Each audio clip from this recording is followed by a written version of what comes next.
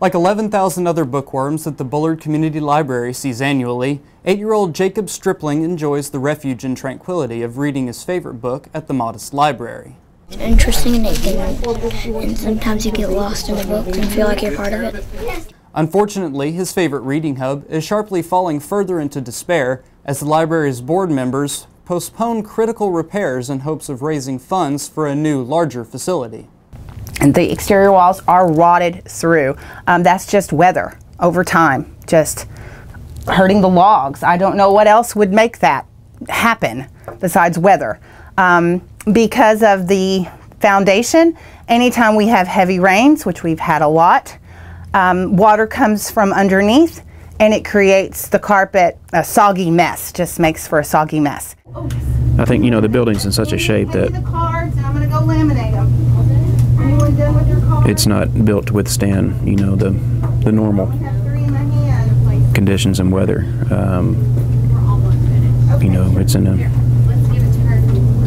a state of falling apart. It just needs to either be fixed or we need to grow and put a new library somewhere. Part-time library director Connie Greer, the library's only paid employee, explained the library is a non-profit entity that operates separately from the city.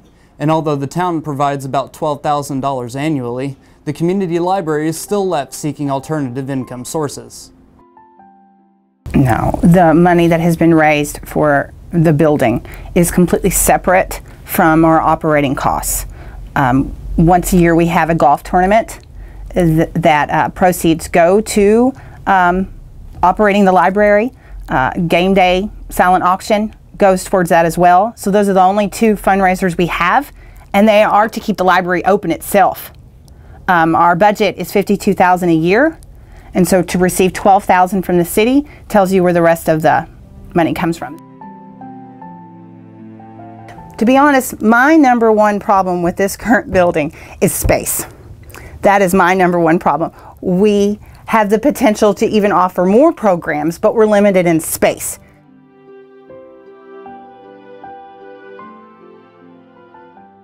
A $1 million campaign to build a 10,000 square foot building to replace their current 3,000 square foot log cabin was introduced in 2004.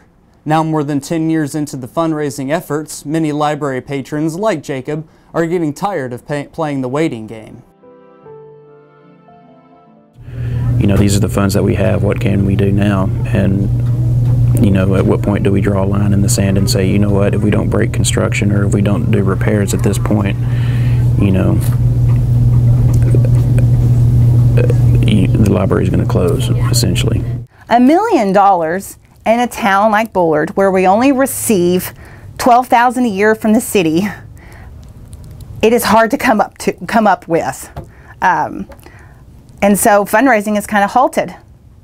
And with Wes and his son Jacob, it is putting us back in the spotlight, showing that there is still a need for us, that we're still here and we still need help. In 2011, library officials declared they had raised nearly half of their target total, $485,000.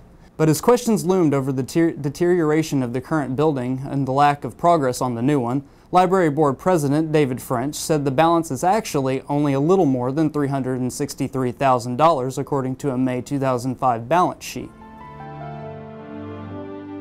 Bullard City Manager Larry Morgan said the city wants to partner with the organization, but it must adhere to a tight budget so existing services and projects don't suffer.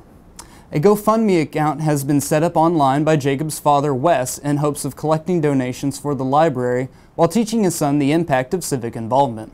So far, the campaign has raised $485 of its $450,000 goal on the crowdfunding website.